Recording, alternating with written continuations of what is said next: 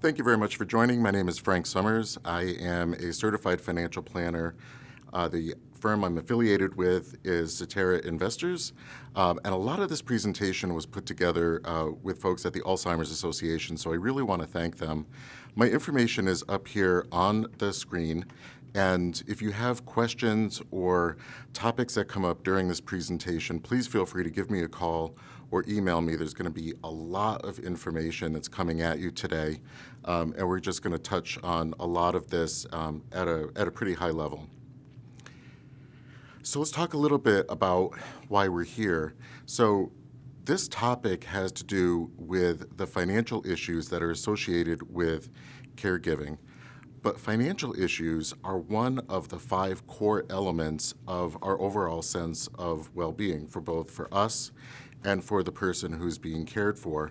And when this got put together, I really thought about how could we talk about things that are really going to help people, that are going to minimize some of the stress that they feel or some of the anxiety that might come with overall caregiving. So we're going to talk about putting together a plan, talk a little bit about some day-to-day management. We'll talk a little bit about the impact on the person who's being cared for, and then a little bit on, some self-care for us as individuals. So with that, let's talk about the benefits of early planning. And I want to put some context there. When I say early planning, I'm saying just early in the process of planning. So whatever stage the person that you're caring for is at, this is really step one. And the benefits are for both the caregiver and the person who's being cared for. When you take a step back and put together a plan and a structure, a budget, a projection for where things are going, and a backup plan, you're going through a process of establishing that structure for yourself, and you're hopefully engaging the person who's being cared for so that they're being respected and the things that are really important to them are being heard and their issues are being taken into account.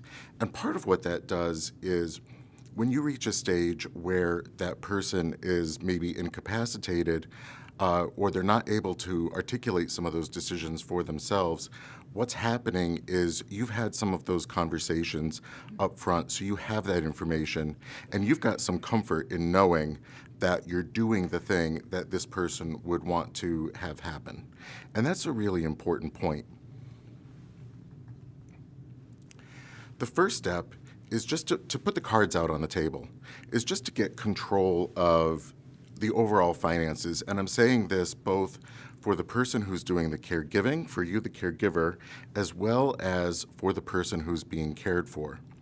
Now, there's going to be a lot of impacts to the person who's doing the caregiving, but then you also have, as I said, the person who's being cared for, and they really want to normally be engaged, especially when it's their money and it's the decisions about what's being done with their money and with respect to their care.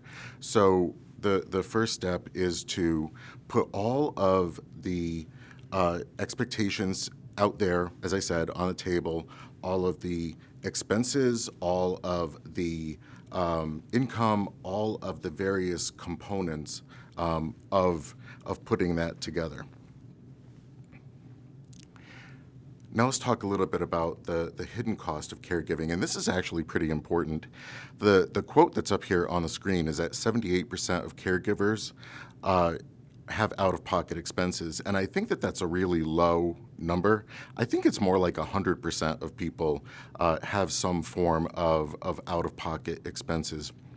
But then there are some other things that happen to many caregivers, and that is that they either reduce the amount of hours that they work. Some people retire early. Some people leave their jobs. Some people go to part-time. And in many instances, what that means is a significant reduction in income. And it can also mean that a lot of the benefits that people get when they're working for an employer go away. Some of the income that might go, an employee match that might go into a retirement plan might stop. Some of the other benefits that are there might stop. And that can really be an impact, and that's something that needs to be thought about.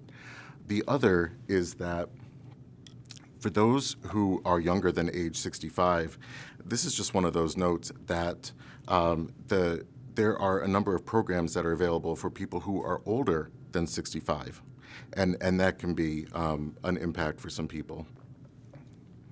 Now, one other point that I want to make here is that there's a point about financial literacy with respect to caregiving.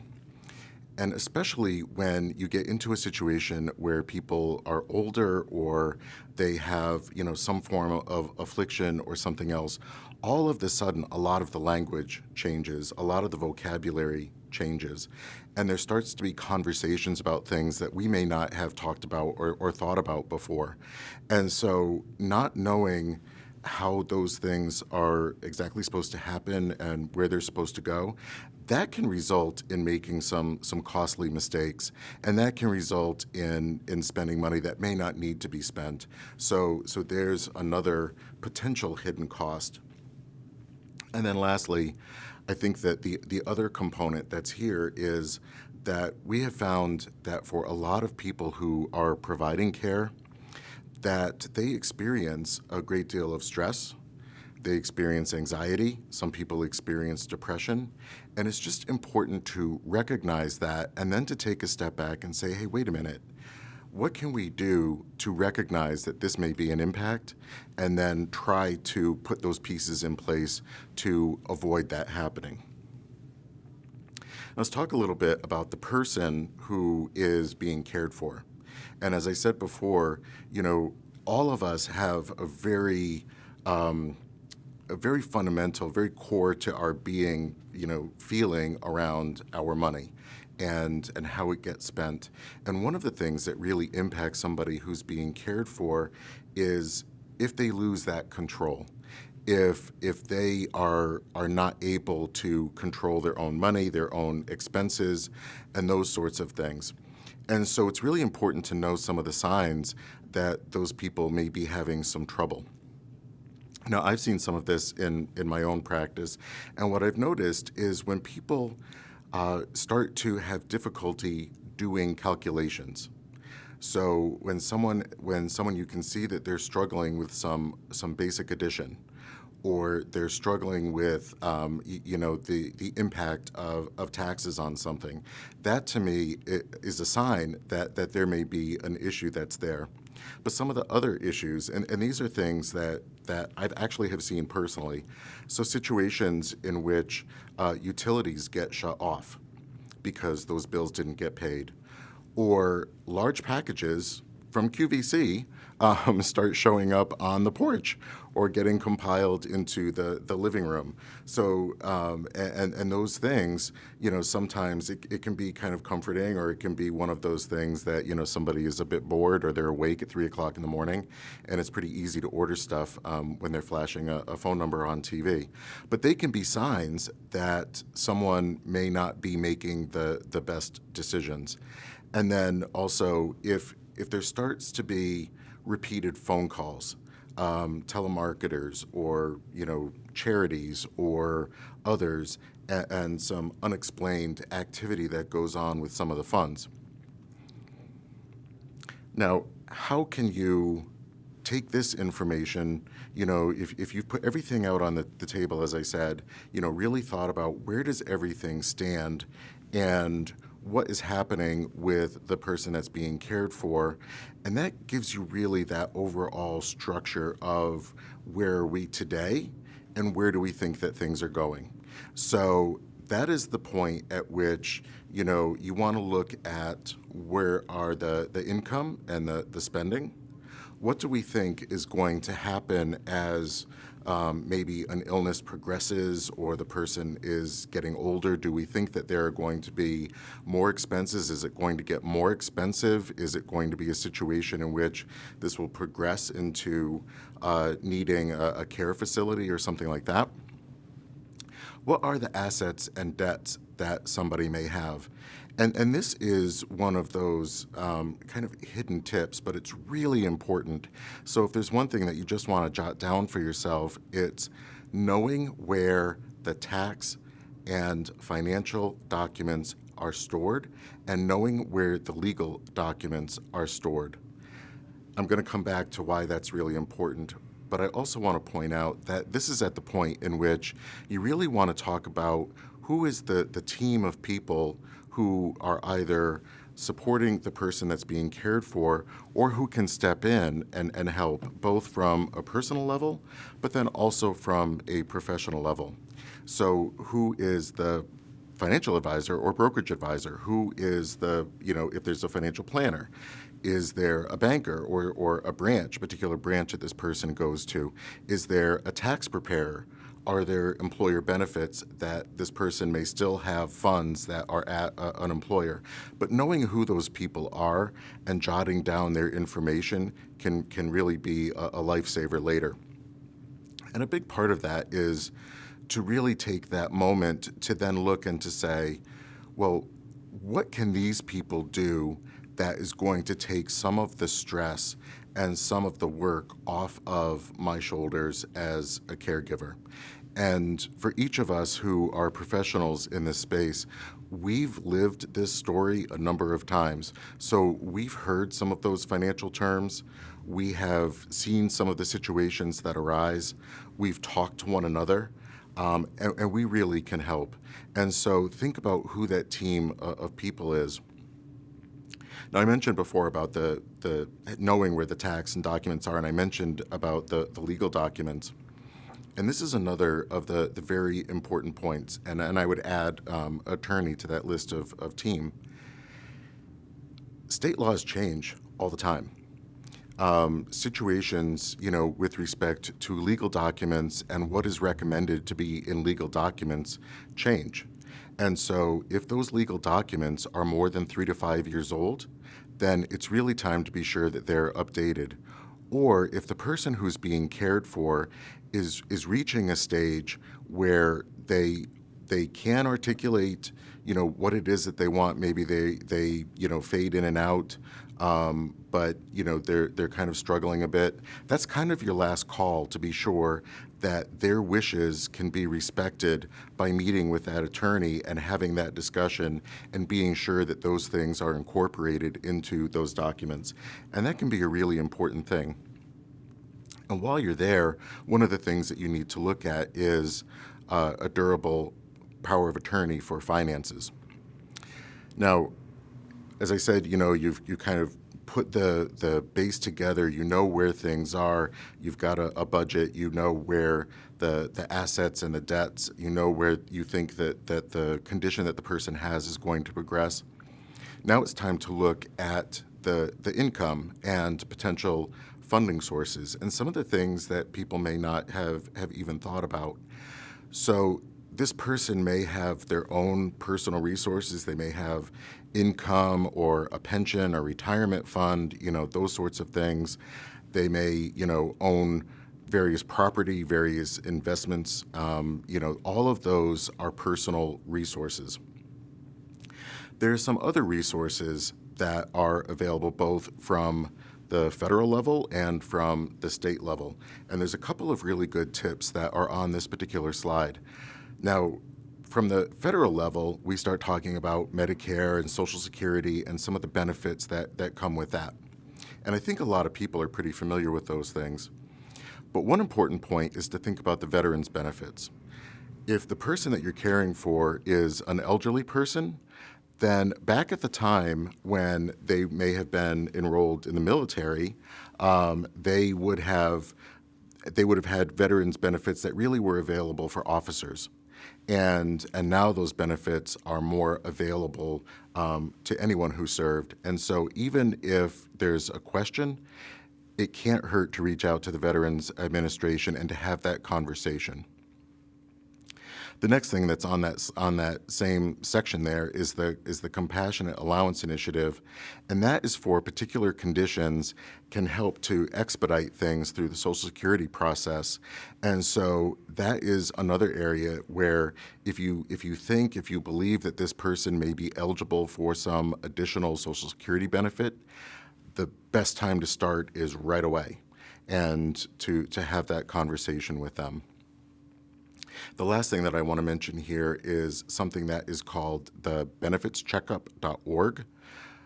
All you do is log in, put in your zip code and the sorts of things that you are concerned about, and that is a system that can come back with a list of programs, benefits, discounts, all kinds of things that can help somebody who is at a lower income. So thinking about all of those different sources can really help to define where funds are coming from. Now we get into like the day-to-day. So, you see where the income is coming from. You've seen what is the state of mind of the person who's being cared for, and are they able to handle their own money? Are they starting to experience any form of issue with respect to that? Or even if they're not. And this is when it's kind of a dual-fold thing. First, is it possible to do something that's helping to alleviate stress and work, or just take an additional chore off the plate? And secondly, is there a way to add a layer of protection? So reaching out to the bank and doing a lot of electronic auto pay, or signing up for bill pay kind of things, having the bank send you a copy of the statements, or sending you a text alert if there has been a large withdrawal. Those things can allow that person who's being cared for to remain, or to feel as though they've got that level of control over their finances, but you still have knowledge if something starts to be suspect. Another really good tip here is to reach out to the credit bureaus and to freeze credit, so that if anybody tries to access credit, they're going to be denied, and it's just gonna freeze. And then lastly, try to put a stop to some of those, telemarketers or, charitable calls, those sorts of things, by getting on the do not call list. And now there's one really important point that I would like to make here, because I mentioned before about getting the durable financial power of attorney. The point that I want to make is this. When you have those materials, make sure that you pay a visit with the person who's being cared for to the financial institutions where funds are being held. If a stranger were to come into my office and say, I've got a power of attorney for this person and I need money, my answer is going to be no. And that is well within my responsibility, because my duty is to my client, not to the person who's holding that power of attorney. And what I'm going to do is reach out to the attorney, I'm going to reach out to the person who's being impacted, I'm going to reach out to others to make sure that that is valid and accurate. And so it's really important to take care of that in advance. On a longer term, I said before about making sure that you knew where the tax forms are located and various other things. These are things that are important, because when it comes time to talk about moving into a facility, or to engaging with Medicaid or other benefits, those are all going to be things that need to happen very, very quickly. And when they happen, they're all going to ask for those tax forms. They're all going to ask for that financial paperwork. And so making sure that you have that immediately accessible is going to really help to lessen the stress and the anxiety that's going to come with that particular point in time. That can be kind of a difficult time. Later, when you get to that point about end of life, or somebody, the situation needs to go to probate or something like that, also having those materials is going to be very, very helpful. And so that is another important point. And something that I've learned, and I kind of wish I didn't learn it, but I did, is even with people who've been your family your entire life, When the going gets tough in a situation like this, sometimes you find out all new things about some of those people. And so having that paperwork and having some of those conversations as early as possible can help to mitigate that impact later. I said before that we would have a list. These are the core documents. In my view, as a professional financial planner, my view is if you're 18 or older, you should have all of these documents. But these are all the core things that somebody might need. And if you're at a point where you want to be sure that somebody's wishes are absolutely going to be respected, there are three options that are at the bottom of this slide, either DocuBank. There's a Secretary of State registry in many states. There's a living will registry that's nationwide. And those things can all hold these documents on file so that medical providers and others can access them. And lastly, take care of yourself. I said before about, financial well-being is one of the 5 core tenets of an overall feeling of well-being. And quite honestly, somebody, having an illness or being a caregiver can impact all of those things. It can impact your career. It can impact, your social life. It can impact your financial life. It can impact all of those things. And something I think that's really important is if you're on an airplane and the oxygen mask drops down, they tell you put yours on first. And the reason for that is because you're not prepared for how fast that airplane is going to drop. And if that happens and you're the able-bodied person and you're trying to put a mask on somebody else, you're going to pass out and then you're not good to anybody. So it's really important. There are certain things at which you really do need to take care of yourself first and know, those points that are important and then, reach out to help others. So at that point, make sure that you've got a backup plan. Talk to some of the family members about who else can provide some of this care. Make sure that you have a respite plan. There are certain facilities that can help out on weekends and that sort of thing. Make sure that you know what will happen as things progress and you know who your professionals are. And professionals like me, just know that we are here to help you. We want to do whatever it is that we can to make this process easier for you. So put that plan together, know who the professionals are, know where your paperwork is, and take care of yourself. Thank you.